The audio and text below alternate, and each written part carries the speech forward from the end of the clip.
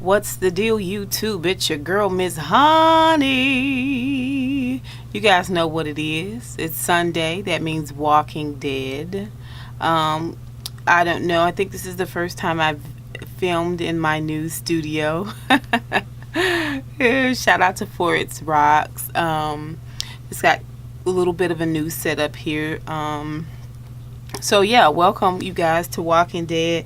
I have to say this episode was pretty darn boring. It wasn't to me it didn't really have any excitement in it at all.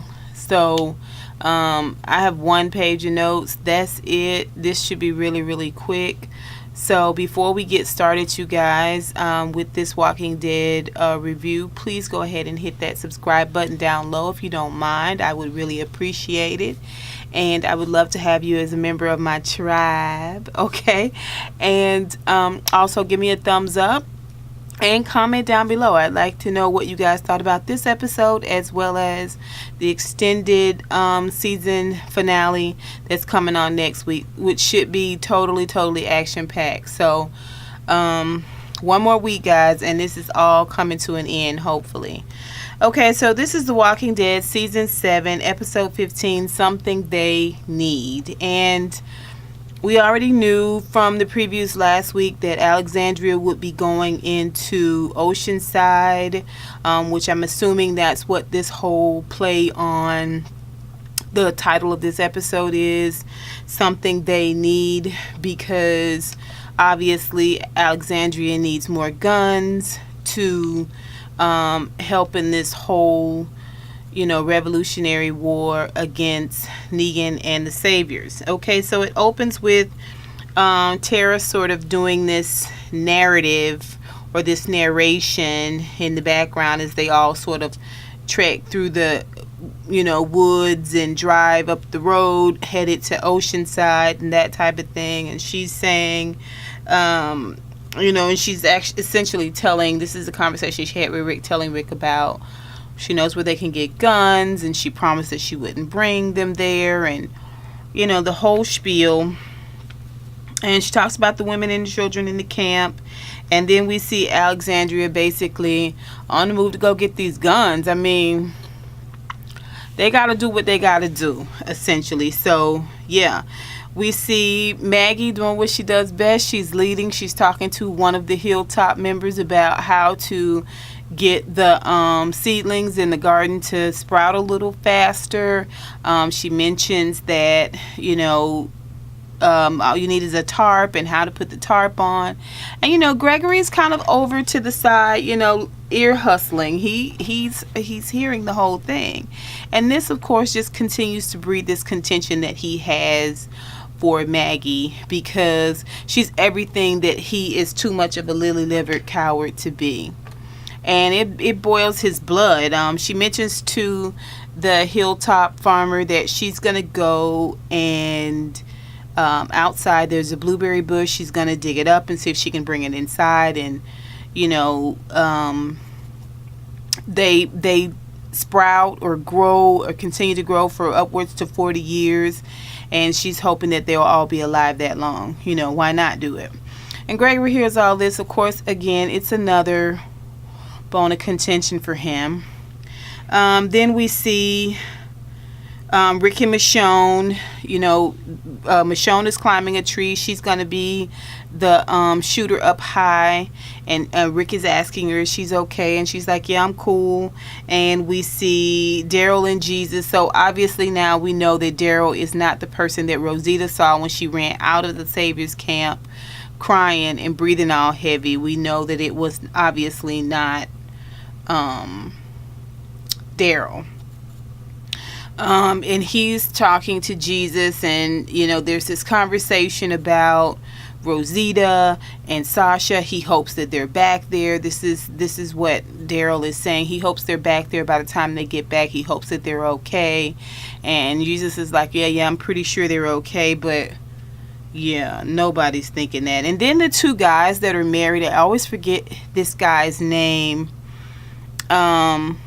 I know it's not Spencer. I think Spencer was the guy that got killed a couple of episodes back. But anyway, they're both there. They have come out because they need all hands on deck, and so he came to be with his husband out there fighting. And they have a conversation about him not really wanting to be there, not really liking that sort of thing, but doing what he has to do. So cool.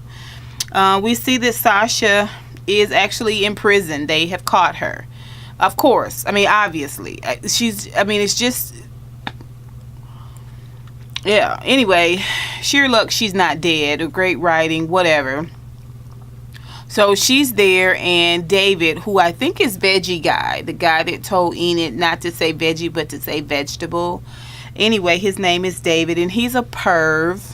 He kind of feels her up a little bit and pulls her shirt, which all culminates into this aggression, where she tells him to go to hell and headbutts him. I mean, he's a super, super, super creepy guy. Like, for however creepy Negan is, some of his people are that much more creepy, or just as creepy. She tells him to go to hell, and she headbutts him, and he falls back, and he comes up, and he's on his knees, and he's undoing his pants. It's fucking creepy. And door swings open, and it's Negan. And he stands up. He says, "Oh, hey, are you gonna rape her?" Negan's whole thing. Are you gonna rape her? Really? Because that's against the rules here, is raping. And he takes the guy's knife, which is essentially Enid's knife. And after a little bit more Negan conversation about it, he stabs the guy in the neck. He just right in the side of the neck. It was crazy.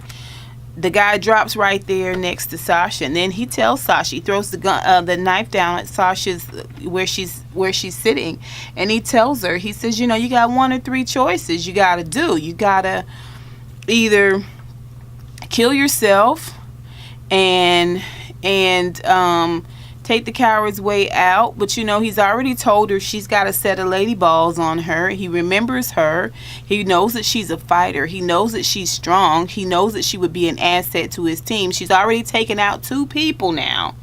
Now David's down. He wasn't really much of a help, according to Negan, but hey, why don't you join us, since you got more balls than the people you killed, essentially. So he tells her, hey, listen, cut your wrists, try to kill me, which I think you're not going to be successful with, or you can kill this dude before he turns on you, and come join me, essentially.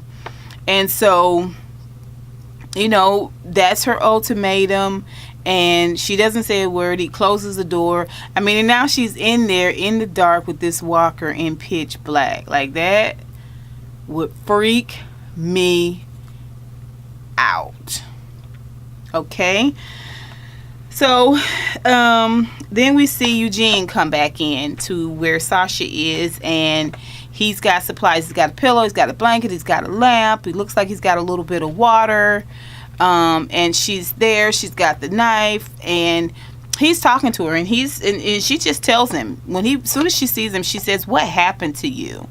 Because she's a fighter, and she doesn't understand this whole mealy mouth routine that Eugene has going on. And Eugene's like, I did what I had to do. It was the only reasonable choice. He said, I was always afraid. I just had a few moments of excitement, but I was always afraid.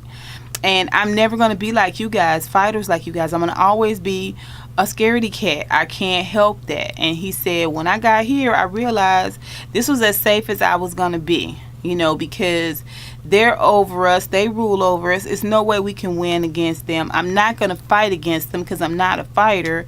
So the best thing for me to do is to be safe joining them. And you can look at Sasha's face and tell that it turns her stomach to hear him talking like this. And she doesn't really appreciate it. So, of course, he wants her to join them. This is the smartest thing you can do. I mean, just do the doggone thing, do what he asks you to do, and join us. Why don't you? And of course, Sasha's not gonna have that. So yeah, it's a no-go. So of course, David is starting to wake up a little bit, as a walker, And that's too much for Eugene. This one little pinky finger that the dead guy is moving is too much for Eugene. And he's like, well, you better kill him. She's like, get out. And he's like, well, no, he's starting to wake. She's like, get out. And so he scurries on out like any little lily-livered coward would do. And we just don't know what she's going to do. Then we see, sorry you guys, my notes are down here now.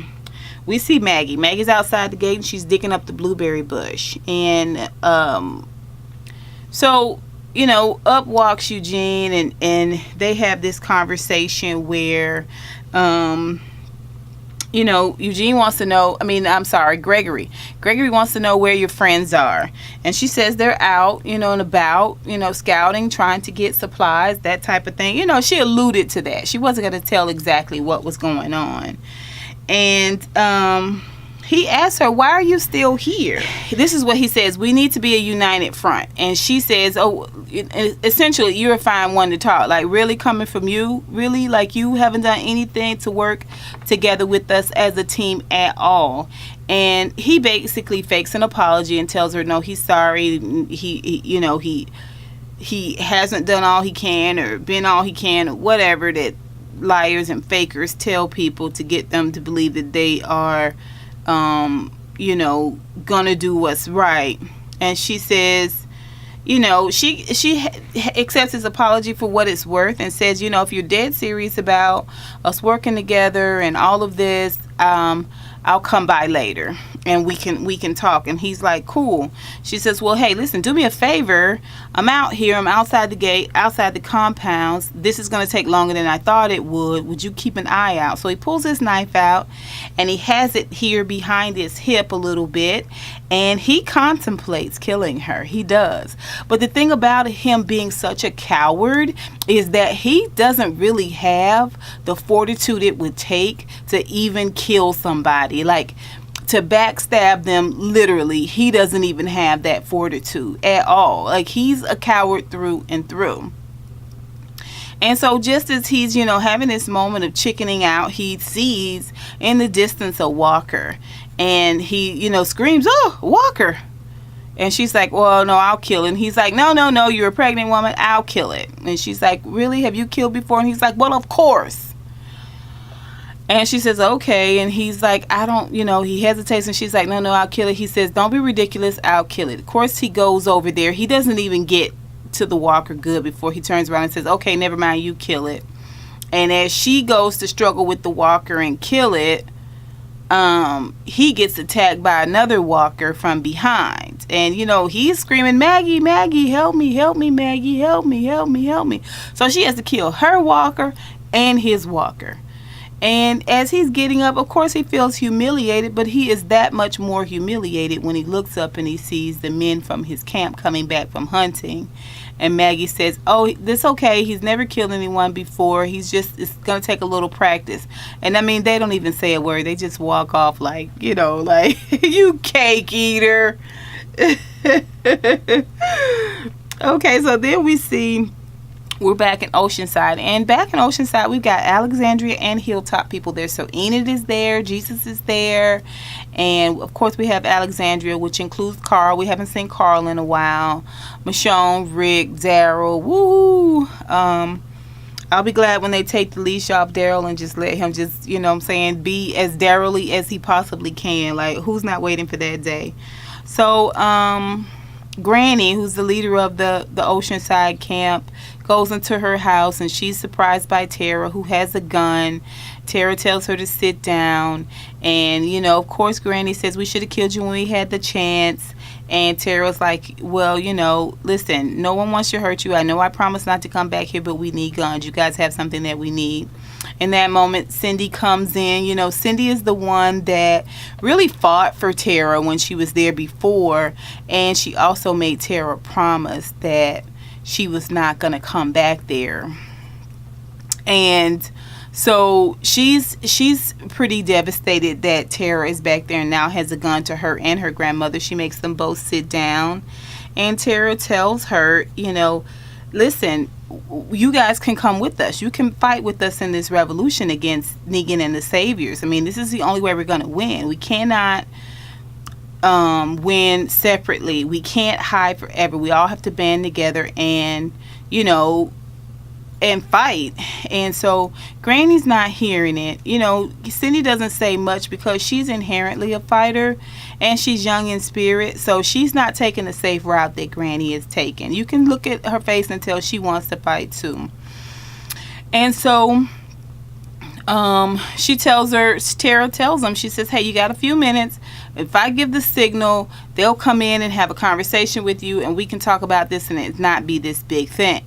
So Granny goes on and on and on until Tara realizes, hey, listen, there's no more talking. It's pointless at this juncture. It's too late. So explosions happen just outside the compound. Ba-choom, ba-choom, ba-choom. You know what that is. That's the dynamite they got off the highway. And Granny gets up and she fakes, oh, my leg. Oh.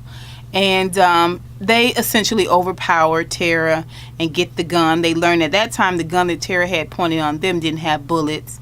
But the gun that Cindy has run and got and now has on Tara does have bullets. And Granny points it at her. And as the bombs go off, everyone in this little, you know, camp goes a running. Except for the other leaders who are in charge of fighting and shooting and all that stuff. They're rounded up. Michonne is up top with the gun. She's a great shot now, so she's shooting at the ground and corralling everybody. I mean, they just did an amazing job. As Team Alexandria normally does, they execute plans very, very well, and got everybody rounded up and together in one little place. And for a moment there, they really kind of seemed similar to me, to the Saviors, but it was a lot of please, a lot of thank you, we're not going to hurt you, calm down, quiet. That you would have never gotten that from Saviors. I mean, so, you know, it was different. And I think we needed to see that difference too, because of everything that has transpired, and because Tara did promise, and because these are women and children, and we do not want to become the thing that we hate. Okay, so the oppressed does not need to become the oppressor, essentially. So we needed to see this being done in a manner that wasn't as harsh as the Saviors. It was a great job. So, of course, you know, Granny comes out. She's got the gun to Tara's head, and Cindy's right behind her. Michonne's up in the tree. She's gonna kill her.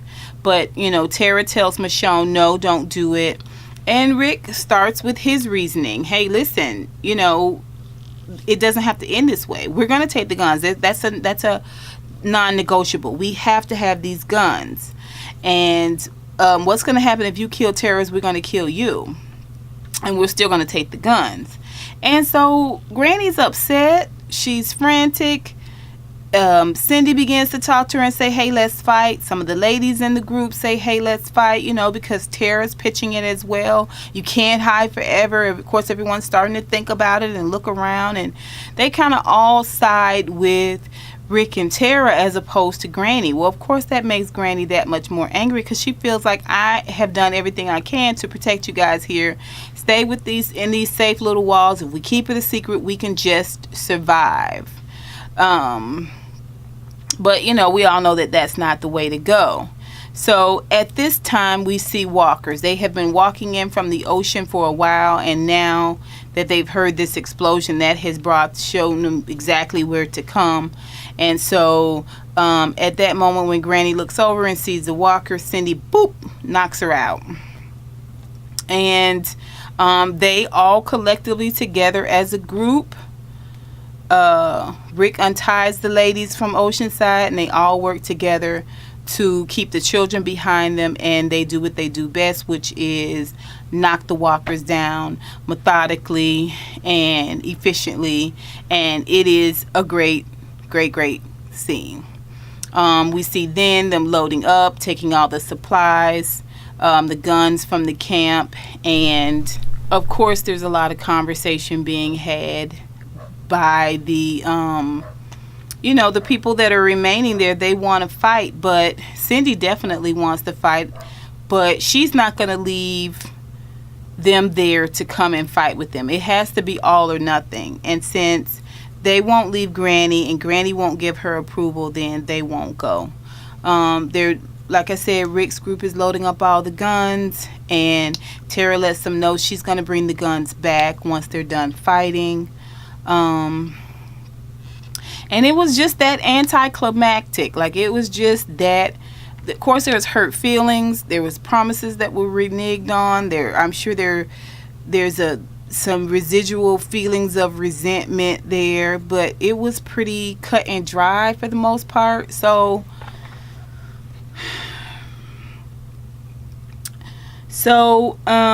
we see Sasha. Negan comes in, and there's a knife in David's head.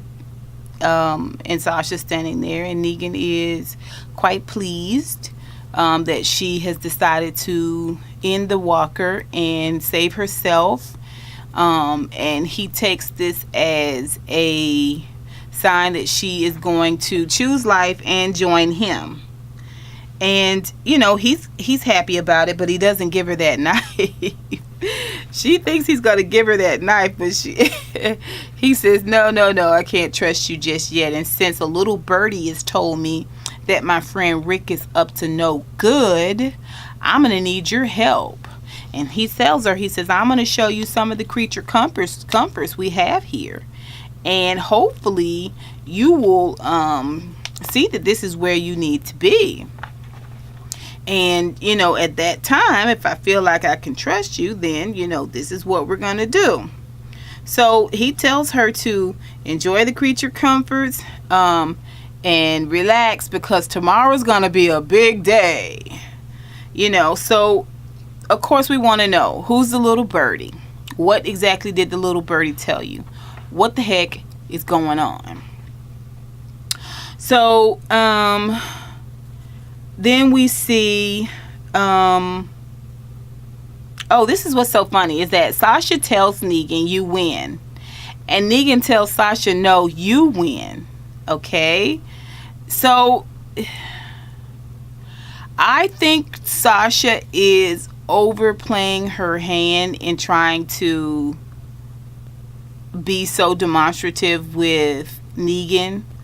I think it would be much better if she played the Eugene way out, but it's just not in her.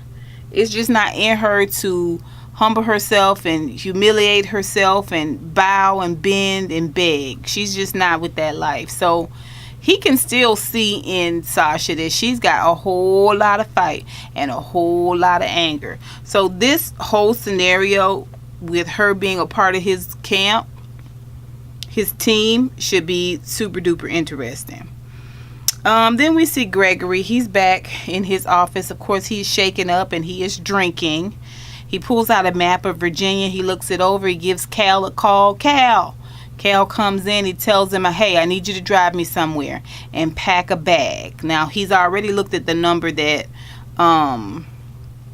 Simon gave him last week. So, yeah, obviously he's going to see the Saviors. I promise you guys, I hope that they go ahead and put him in the fiery oven. Let's see. So now, after this, we see Eugene walk up to the door of the room where Sasha is being held, and he tells her he's glad that she's decided to be smart and come over. And she says, I can't do it. I can't do it. I'm sorry. I thought I could, but I can't. I won't. I'm not going to. Give me something. Give me something. Some type of weapon so I can kill myself, because I will not let them use me to kill my friends. And I might as well die now, because I'm not going to let them use me to kill my friends. And he tells her, you don't want to do that. And she says, please, please, please. She's begging and crying. And, he says he's going to think about it, and he leaves. Then we see Sasha inside the cell, and she is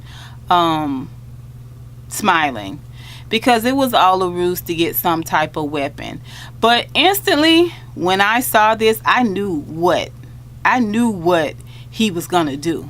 He was going to do the only thing that he could do. I really feel that Eugene is sold out to Negan. I really, really do feel that way. And what else is he going to do being sold out to Negan? Not to get in some trouble. Is he has to do the only thing he can do. He's going to satiate her by giving her something, but it's not what she thinks it's going to be. I knew that. Okay, so anyway, then we see Eugene come back, and he tells her he's going to help her. She's excited. She's happy. Sasha is beaming. She feels like she's accomplished something. And he slides it under the door. He said, that's a poison made by yours truly. And I guarantee it's going to help. I mean, it's going to be quick. It'll do the job. And she is so beside herself on the other side of the wall. She really felt like she had it wrapped up. She felt like she had Eugene all figured out. But like I said, I think Sasha is she's overestimating her ability to deal with the different personality and nuances of being inside the Savior's camp. And this just proves it. Well, what the heck is she going to do with that? Now, if she doesn't kill herself, she's going to have to make up some excuse for Eugene, right? And she obviously has no intentions on killing herself. So he tells her that, it's kind of a touching scene, that, he was hoping that she would come to herself and decide to join him. It's really the best way, the easier way. But for what it's worth, he's going to really, really miss her. So whatever. We see that Alexandria is returning into the gates of Alexandria. They go in, they see Rosita. Everybody's excited to see Rosita. They want to know where is Sasha, and she lets them know at that time that Sasha went inside, and she doesn't know anything else about what's going on with her. But she does want to show them something. And they go and look inside a holding cell. Open up the holding cell. And who is in the holding cell? Dwight. When I tell you that I thought Daryl was going to peel Dwight's face off, I thought Daryl was going to peel Dwight's face off. Dwight thought Daryl was going to peel Dwight's face off. Okay? Like, it was like instantaneous. Daryl was like, let me get a hold to this,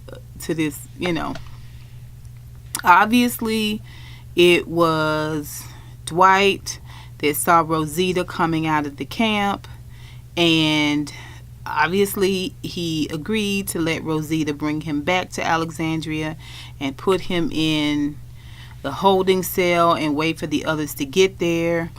Rosita screams out, "Wait! He wants to help us." And so, after they get Daryl calmed down, Rick says, "Is it true? Do you want to help us?" And Dwight's like, he says, Rick takes out his gun and puts it right to Dwight's face and says, "Fine, get on your knees." And that is how the episode ends. Again, excuse me, it was pretty anticlimactic, but considering that the season finale, extended season finale, is going to be next week, I can see why they kind of held off, and this sort of just put people in places and knitted things together. Next week is going to be crazy, you guys. I don't even know how long it's going to take me to get that review up, but I'm going to try to do it as fast as I can. What did you guys think about this episode? I mean, wow. I would have liked to have seen when Sasha went inside. There was some conversation with David about how they overtook her and he was the one that gave them the rope to tie her hands up. But, I mean, I'm ready for this thing to be over with. I do find it a little difficult to have a lot of sympathy for Sasha, because this position that she has put herself in is so precarious because we see from next week some exchange between Sasha being on the side of Negan towards Alexandria, who's obviously behind the gate set to fight, and I don't know. It's just a bad situation altogether that she's put them in. It would be so much better if she was on the other side fighting with them than being on the side with Negan and becoming a potential pawn. But obviously she doesn't see it that way. What do you guys think about Sasha, Eugene giving Sasha the pill instead of giving her a weapon? Her face was so crunchy when she realized she got that pill. Like, what do you guys think about the fact that it looks like Eugene is really totally sold out to Negan? So yeah, people were thinking that he wasn't he was playing this role, this act, but I don't know. I don't know. I mean, anything is possible at this point. I don't know. You guys, the trailer for next week looks great. I see that Sheba's going to be part of the fight, and I am just here for you guys. Let me know what you think about this episode. What do you think about Gregory and what's going on with him? What do you think about what they had to do in Oceanside in order to get those guns? I'd love to know what you guys think about that. Please remember to subscribe down below. Please remember to give me a thumbs up. And please, please, please, if you don't do anything else, leave me a comment, okay? I'd love to know what you guys think about this show, this episode. And are you excited about the season finale? Okay. Until next time, honeybees, I holla!